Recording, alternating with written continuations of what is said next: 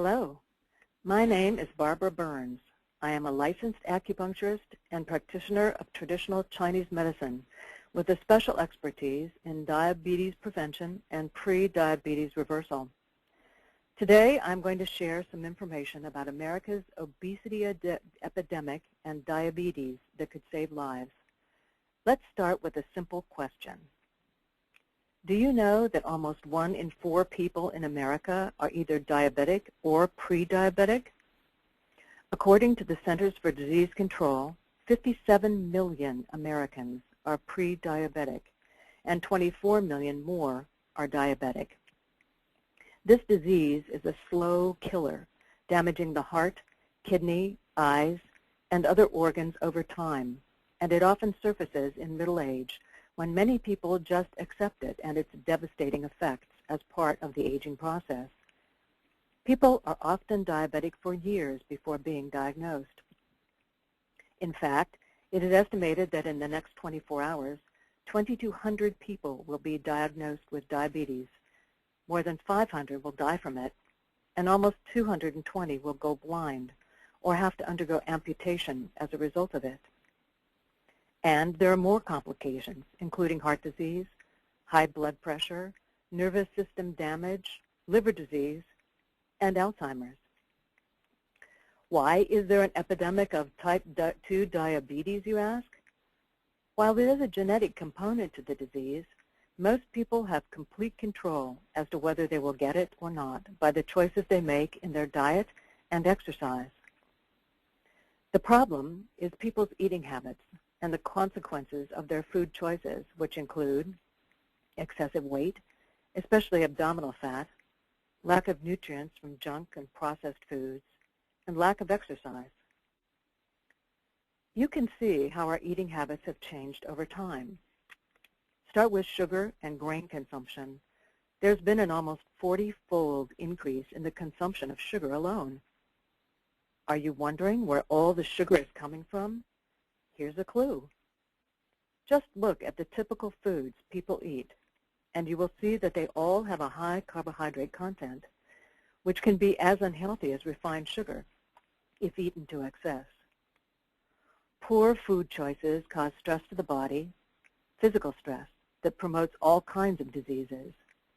Eating junk food increases consumption of sugar, salt, and saturated fat, while reducing intake of vegetables, fiber, key minerals, omega-3 fatty acids, vitamins, antioxidants, and beneficial probiotic bacteria.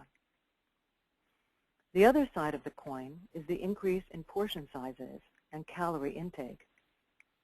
In 1970, portion sizes were about half what they are today. And how have our eating habits affected us?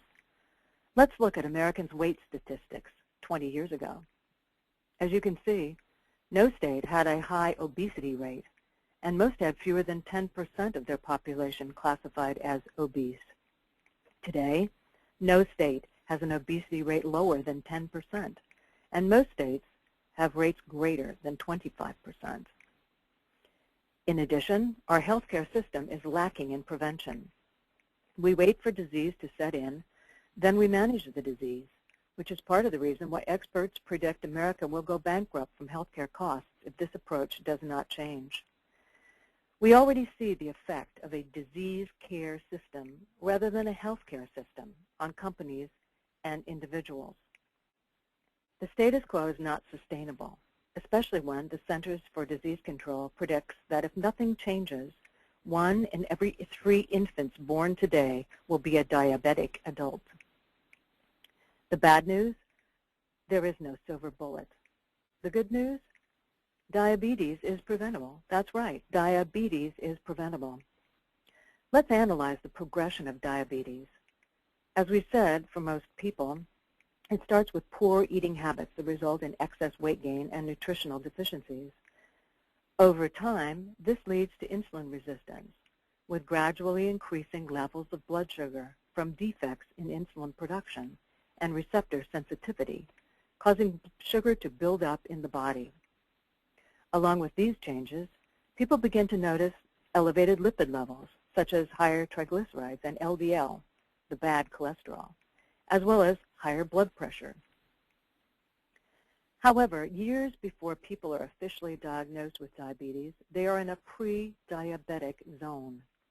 The typical approach is to monitor elevated blood sugar levels.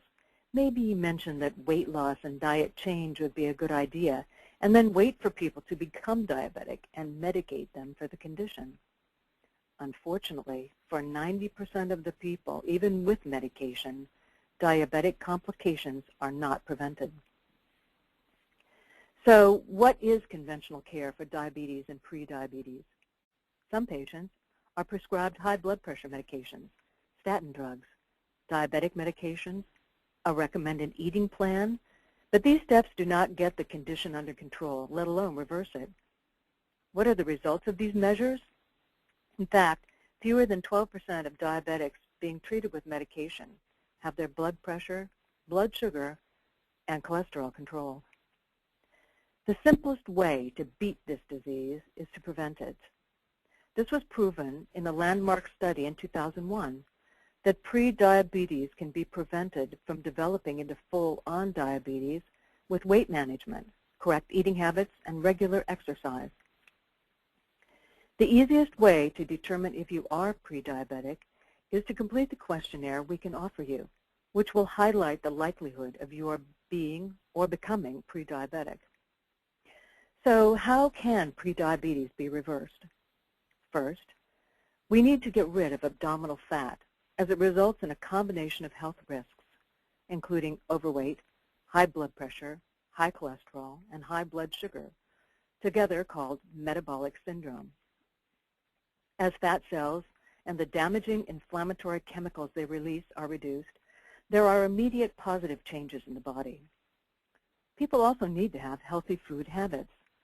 Optimally, eat 3 meals a day, fruits, veggies, and fiber, in combination with proteins, which give the body crucial amino acids needed to build muscle mass instead of fat.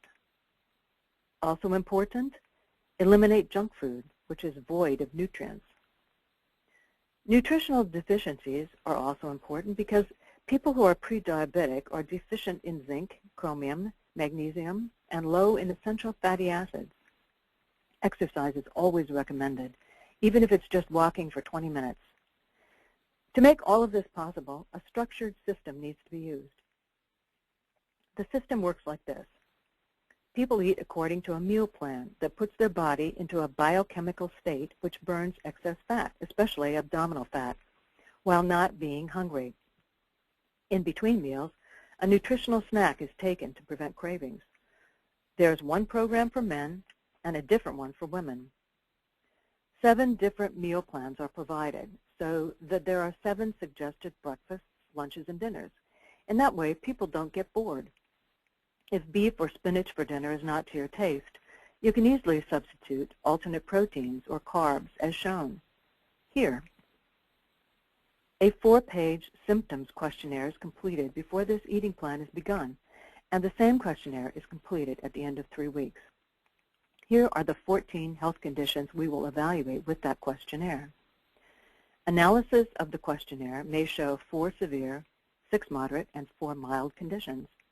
However, the challenge is to know the root cause of the symptoms, as they could be due to poor food habits, excessive weight, nutritional deficiencies, or a chronic condition. But as you go onto an elimination diet and lose excess fat, the changes in the responses to the same questionnaire 3 weeks later can give great insight as to the root cause of your symptoms. The new results may now change to 1 severe, 2 moderate, and 4 mild conditions remaining. To a trained specialist, this provides a wonderful insight as to the root cause of your symptoms and a roadmap on steps to be taken to prevent diabetes and promote wellness. All of this information will be provided and explained at the end of 3 weeks when an action plan is created to address, number 1, abdominal fat status and how much more weight needs to be lost. 2, blood sugar support needs if unhealthy eating habits are resumed. 3, existence of potential food sensitivities or allergies that may need addressing. 4, the possibility of chronic conditions needing attention. 5, correcting nutritional deficiencies to prevent chronic conditions from developing, and a host of other important wellness markers that will be explained when we get together in person. If these wellness markers are ignored, over time they will become disease conditions. An example of this is diabetes, which is costing America $174 billion a year because people wait to become diabetic instead of taking steps to prevent it. So don't be the last one to jump onto the prevention bandwagon. Begin by determining if you are pre-diabetic, and if so, take the required steps to reverse this unhealthy condition before it becomes diabetes, and in the process experience weight loss, increased energy, better sleep, and a return to wellness. Thank you for listening. To learn more about diabetes prevention, give us a call at 626-446-5900. We look forward to hearing from you or your friends about reversing the creeping dangers of prediabetes and obesity. Goodbye, and take care.